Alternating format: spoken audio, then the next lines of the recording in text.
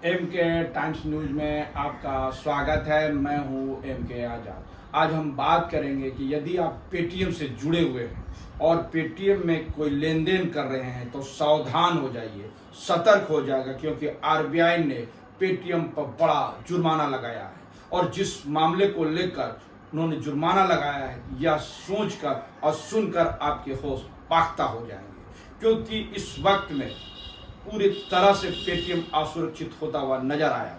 यदि पेटीएम असुरक्षित नहीं होता तो आरबीआई 5.39 करोड़ का जुर्माना नहीं लगाता। और याद कीजिए, जिस समय में कोरोना देश में फैला हुआ था, लोगों की जान जा रही थी, और उस वक्त में टीवी पर एक ऐड गूंज रहा था जो कानों में बड़ा सुरीला तो जरूर लग रहा था, और वो सब थे पेटीएम करो, पेटीएम करो। और इस तरह के ऐड आते चले गए, और इस ऐड के माने क्या निकले वो किसी से छिपी बात तो बिल्कुल नहीं है। जिस समय में यूपीआई पेमेंट करने के लिए सरकार आदेश और दिशा निर्देश दे रहे थे, या हर हाल में पेटीएम लोग खोलने पर आमादा हो गए, और दुकानों में और हर तरह छोटे छोटे जगहों में पेटीएम के सब तरह से पेमेंट के लेन देन की कवायद की जाने लगी, तो यह बड़ा दिलचस्प नज़ारे थे। लेकिन यह क्या, पेटीएम अब सुरक्षा मानकों को पर खतरा आ गया है। तो चलिए हम आपको डिटेल्स बताएंगे कि इससे पहले किस वर्षों में पेटीएम पर इस तरह के और भी फाइन लगाए गए। यह पहली बार नहीं है, 2021 में भी पेटीएम पर फाइन लगाए गए थे। तो हम लगातार आपको हर मामले पर धीरे धीरे बात करते चले जाएंगे। आप पूरी तरह से इस वीडियो को देखना ना छोड़ें। को लेकर आरबीआई ने पेटीएम पर जुर्माने लगाए। बैंक ऑफ इंडिया ने गुरुवार को पेटीएम पेमेंट बैंक पर 5.39 करोड़ का धनिक जुर्माना लगाया है। जुर्मानों को केवाईसी और साइबर सुरक्षा आदि से संबंधित दिशा निर्देशों की अनदेखी के आधार पर लगाया गया है।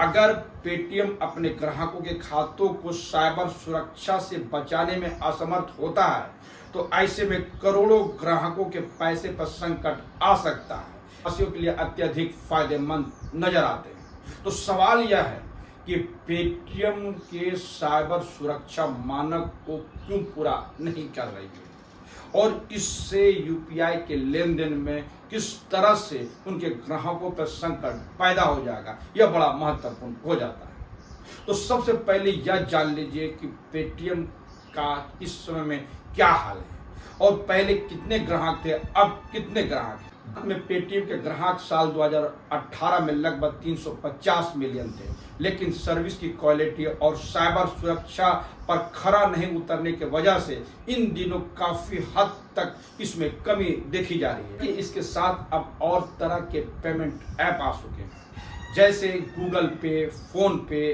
अमेजन पे और यूपीआई से संबंधित और भी कई तरह की ऐप्स जो है आपकी यूपीआई में लेन देन में आपकी मदद कर रही है। लेकिन इस समय में पेटीएम पर कई तरह के आरोप लगाए गए थे, उसका क्या है हम आपको सब बारी बारी से बताएंगे। तो चलिए बात कर लेते हैं कि आरबीआई के अधिकारी ने इस मामले पे क्या कहा है। एक अधिकारी के बयान पर यकीन करें तो जो बात सामने आ रही है इससे होश पाख्ता हो जाएंगे।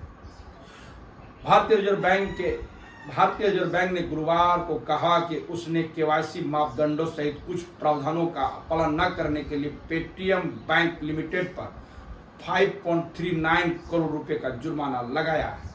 केंद्रीय बैंक ने पाया कि पेटीएम बैंकों को लाइसेंस देने के लिए आरबीआई दिशा निर्देश, बैंकों में साइबर सिक्योरिटी फ्रेमवर्क और यूपीआई इकोसिस्टम सहित मोबाइल बैंकिंग एप्लीकेशन को सुरक्षित करने से संबंधित कुछ प्रावधानों को अनुपालन नहीं किया। बैंक की KYC AML anti money laundering परिप्रेक्ष्य से एक विशेष जांच की गई, और आरबीआई द्वारा मान्यता प्राप्त ऑडिटर द्वारा जब बैंक की व्यापक सिस्टम ऑडिट किया गया तो जो सामने आ रहा है वह पाया है कि पेटीएम बैंक भुगतान सेवा प्रदान करने के लिए शामिल संस्थाओं के संबंध में लाभकारी मालिकों की पहचान करने में विफल रहा। आरबीआई ने यह भी कहा कि पता चला है कि बैंक भुगतान लेन देन की निगरानी नहीं करता था, और भुगतान सेवाओं का लाभ उठाने वाली संस्थाएं कि रिस्क प्रोफाइल नहीं करता था। में यह भी बताया गया कि नोटिस पर बैंक के जवाब और व्यक्तिगत सुनवाई के दौरान की गई मौखिक प्रस्तुति पर विचार करने के बाद आरबीआई इस निष्कर्ष पर पहुंचा कि उपरोक्त आरबीआई निर्देशों का पालन न करने के आरोप प्रमाणित हुआ और बैंक पर मौद्रिक जुर्माना लगाना जरूरी हो गया। इसके अलावा आरबीआई ने कहा कि जुर्माना नियामक अनुपालन में कमियों पर आधारित है और उसका उद्देश्य बैंकों द्वारा ग्राहकों के साथ किए गए किसी भी लेन देन या समझौता की वैधता को प्रभावित करना नहीं है। यानी आप पूरी तरह सुरक्षित हो जाइए कि आप पेटीएम से अभी अपना नाता तुरंत नहीं तोड़ सकते, क्योंकि आरबीआई ने ऐसी कोई गाइडलाइन नहीं जारी की। आपको ये भी मैं बताऊंगा कि साल 2021 में पेटीएम पर 1 करोड़ का जुर्माना आरबीआई ने लगाया था, लेकिन उस वक्त में जो हिदायतें दी गई थी उसका भी पालन पेटीएम में नहीं किया। और जब 2023 में जब फिर से जुर्माना लगाने की कवायद की गई तो बड़ा प्रश्न चिन्ह खड़ा जरूर होता। साल 2021 में आरबीआई ने किस तरह के गाइडलाइन और किन कमियों को पकड़ा था उस पर भी चर्चा कर लेते हैं। भारतीय रिजर्व बैंक ने उस वक्त में बड़े फैसले लेते हुए 2 दिग्गज पेमेंट सिस्टम ऑपरेटर्स पर मौद्रिक जुर्माना ठोक दिया है। आरबीआई ने पेमेंट और settlement system act 2007 PSS act के प्रावधानों का उल्लंघन करने के लिए पेटीएम पेमेंट्स बैंक पर उस वक्त में जो जुर्माने लगाए थे करीब 1 करोड़, साथ ही साथ हर साल प्रेषण की निर्धारित सीमा का उल्लंघन करने के लिए वेस्टर्न यूनियन फाइनेंशियल सर्विस पर भी 2.7.8 लाख करोड़ का जुर्माना लगाया था। केंद्रीय बैंक की ओर से जारी बयान में पाया गया कि ऑथराइजेशन के अंतिम प्रमाण पत्र जारी करने के लिए पेटीएम पेमेंट्स बैंक के आवेदन पर उनकी फैक्चुअल पोजीशन नहीं दिख रही। आरबीआई ने उसमें कहा था कि पेमेंट एवं सेटलमेंट सिस्टम एक्ट 2007 की धारा 26(2) में उल्लेखित प्रकृति के अपराध से संबंधित मामले पाए गए थे। एक संक्षिप्त बयान में कंपनी में कानूनी रूप से बाध्य डेटा के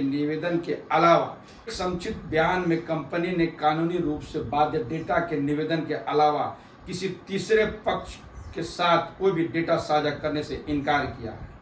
और इस मामले पर जब कांग्रेस के राहुल गांधी ने सवाल खड़ा किए थे, और यह भी जान लीजिए कि राहुल गांधी ने क्या सवाल खड़ा किए थे।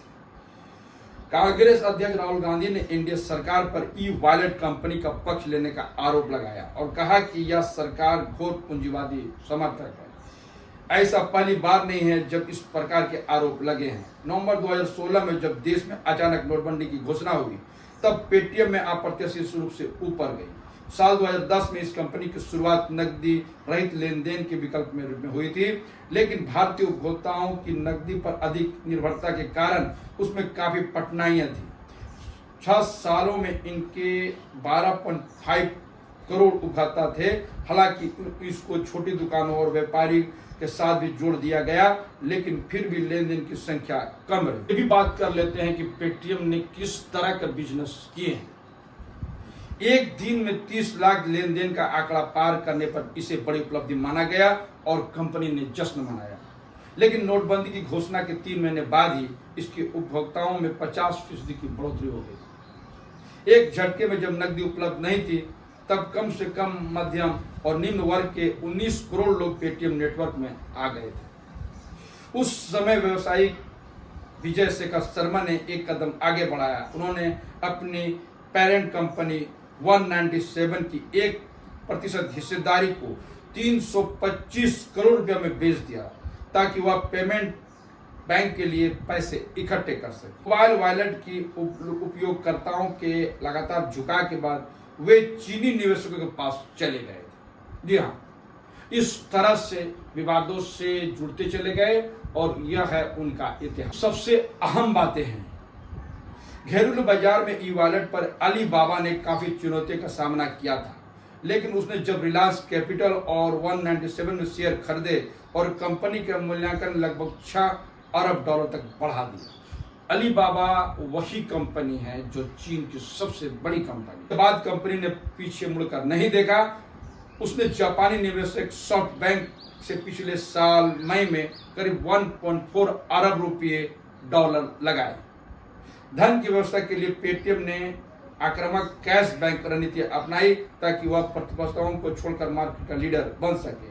अब उनमें से एक और बैंक जोड़ा गया है जिसे जीवन बीमा और जनरल इंश्योरेंस के उत्पादों के लिए लाइसेंस मिला है।